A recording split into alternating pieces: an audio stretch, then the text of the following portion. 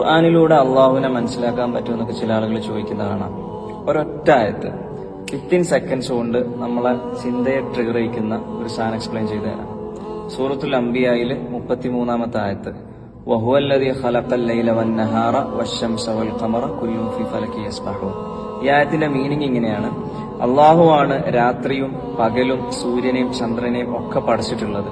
അത് ഓരോന്നും അതിന്റെ ഓർബിറ്റിൽ കൃത്യമായിട്ട് സഞ്ചരിച്ചുകൊണ്ടിരിക്കുന്നു. Not the point. അത് ഓരോന്നും അതിന്റെ ഭ്രമണപഥത്തിൽ കൃത്യമായിട്ട് സഞ്ചരിച്ചുകൊണ്ടിരിക്കുന്നു. എന്റെ ചോദ്യം ഇതാണ്: 1500 വർഷം മുമ്പ് ടെക്നോളജി അഡ്വാൻസ്ഡ് അല്ലാത്തൊരു കാലത്ത്, ഇന്നോവേഷൻസ് ഇല്ലാത്തൊരു കാലത്ത്, ഇന്നത്തെ ടെലസ്കോപ്പോ സാറ്റലൈറ്റോ ആസ്ട്രോഫിസിക്സോ ഒന്നുമില്ലാത്തൊരു കാലത്ത്, ഈവൻ മനുഷ്യന്റെ ഒബ്സർവേഷൻ കപ്പാസിറ്റി പോലും ലിമിറ്റഡ് ആയിരുന്ന ഒരു കാലത്ത് ആരായിരിക്കും റസൂലുള്ളാഹി സ്വല്ലല്ലാഹു അലൈഹി വസല്ലമ തങ്ങൾക്ക് ഇന്ന് സയന്റിഫിക്കലി പ്രൂവൺ ചെയ്തിട്ടുള്ള ഈ ഒരു റിയാലിറ്റിയെ കുറിച്ച് പറഞ്ഞു കൊടുത്തിട്ടുണ്ടാവുക?